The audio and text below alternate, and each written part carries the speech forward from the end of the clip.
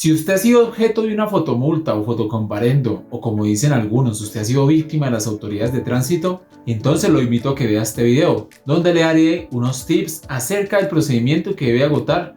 Quédese hasta el final del video porque hablaremos también de la Ley 2161-2021 y la Sentencia 321-2022. Bueno, en primera medida hay que recordar que la Corte Constitucional, a través de Sentencia C038-2020, declaró inconstitucional la responsabilidad solidaria en materia sancionatoria.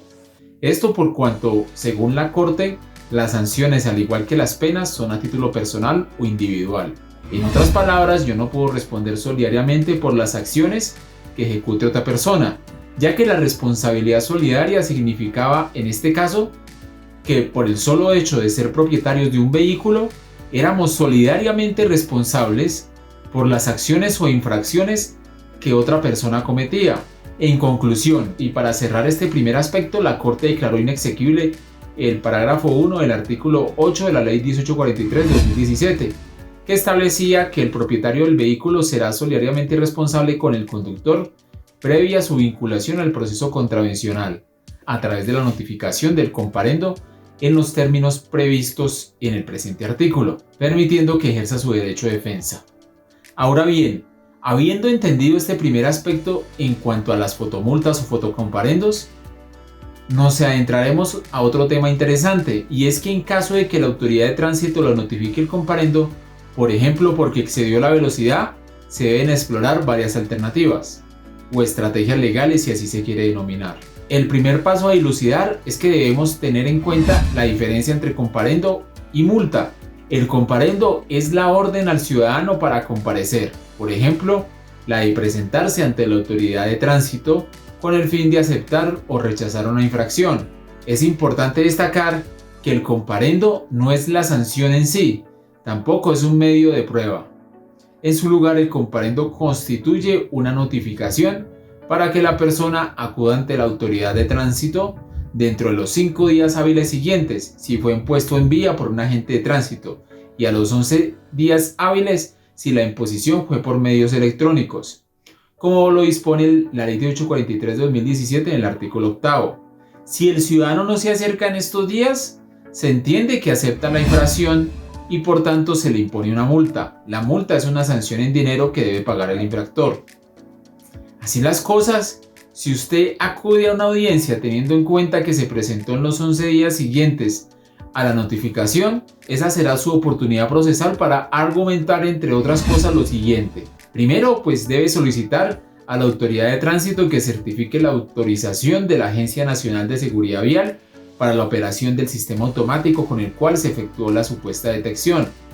También es importante que se solicite a la autoridad de tránsito que le certifique quién era la persona que iba conduciendo en virtud de lo dispuesto en la sentencia C038-2020 y el artículo 6 de la Constitución Política, que expresa que los particulares solo son responsables ante las autoridades por infringir la Constitución y las leyes. En otras palabras, si no certifican, no tienen cómo comprobar que usted era el que iba manejando o conduciendo. En este sentido, no pueden individualizar la imposición de la sanción, lo cual contradice lo establecido en la sentencia C038 del artículo 6 constitucional, entre muchos otros. Estos son algunos tips. Siempre se pueden argumentar más cosas. Por ejemplo, si usted no iba conduciendo, entonces demostrar que usted no era el que estaba ese día al volante porque se encontraba en una cita médica, por ejemplo. Aunque no sería necesario porque en este caso la carga de la prueba está en cabeza de la autoridad de tránsito.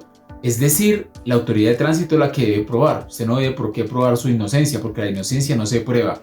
Se debe probar lo contrario, la culpabilidad.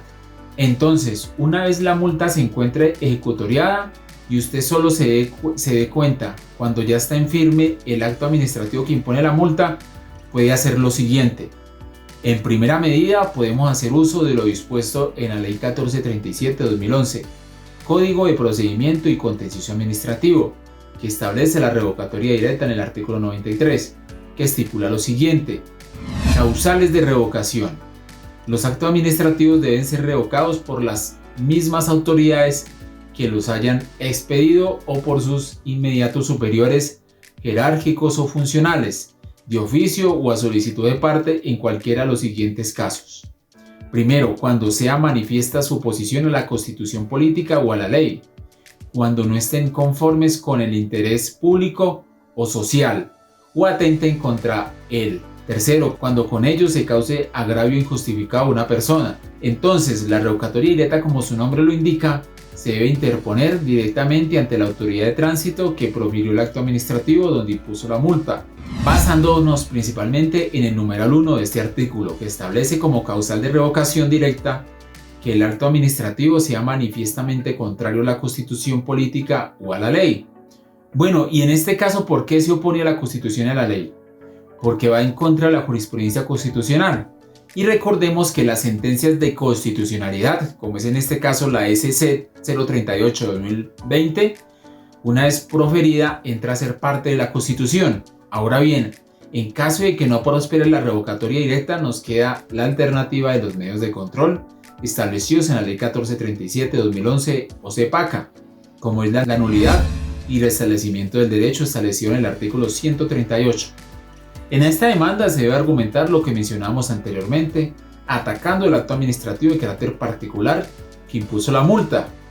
Sin embargo, para imponer la demanda, solo tenemos 4 meses una vez haya sido publicado y notificado el acto administrativo. No obstante, si se agotó este término para la imposición para interponer la demanda, debemos evaluar si la notificación se hizo en debida forma.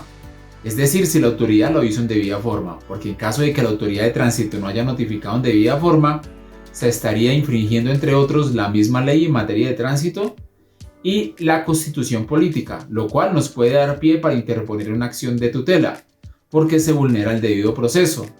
Pero ojo, la acción de tutela no se puede utilizar para solicitar la eliminación o nulidad del acto administrativo o multa, pues la tutela, de acuerdo con la Corte Constitucional, solo puede ser utilizada, por ejemplo, para amparar el debido proceso y restablecer los términos, y para que la entidad notifique en debida forma el acto administrativo. Por lo anterior, si interpusimos tutela y esta prosperó y se restablecieron los términos, ya tendría vía libre para 2 situaciones. 1, para controvertir en las audiencias ante la autoridad de tránsito la multa de la cual es objeto, como se expuso anteriormente. Y 2, si se agotó este trámite anterior y se confirmó la multa, se puede acudir ahorita sí a la jurisdicción de lo contencioso administrativo para interponer la demanda por el medio de control de nulidad y restablecimiento del derecho, para el cual solo tenemos 4 meses para interponerla. De lo contrario, se perdería esta oportunidad y ya no se podría hacer nada al respecto, porque usted dejó vencer los términos para interponer la demanda y sobre esto pues se configuraría la prescripción, la cual sería alegada por la autoridad de tránsito. Por lo tanto, ya no habría nada que hacer y la multa sería confirmada, o más bien el acto administrativo estaría en firme y no quedaría ya otra que usted acatar el acto administrativo.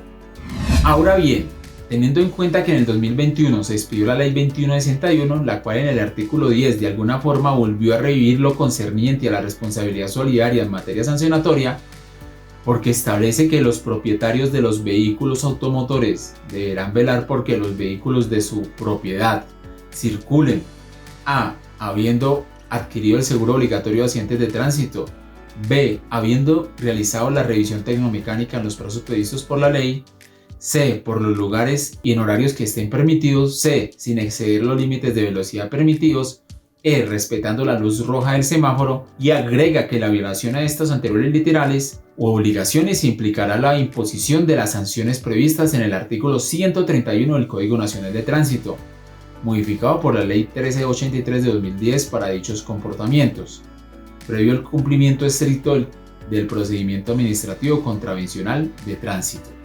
Sin embargo, la Corte Constitucional ya se pronunció al respecto, por lo menos a través de un comunicado de prensa, aunque todavía falta el cuerpo de la sentencia. A través de sentencia 321/2022 declaró exequibles este artículo, a excepción de los literales C, D y E, es decir, que la autoridad de tránsito solo puede imponer sanciones al propietario sin necesidad de comprobar si él era el que iba conduciendo, cuando se refiere exclusivamente al seguro obligatorio de tránsito y a la revisión tecnomecánica. De resto, no puede interponer comparendos al propietario si no logra comprobar quién era el que iba conduciendo, es decir, si no logra certificar quién era el que estaba al volante. Bueno, espero que este video les haya agradado y les haya servido para dilucidar todos estos temas de cómo ejercer nuestro derecho a la defensa frente a una fotomulta o fotocomparendo. Hasta una próxima oportunidad.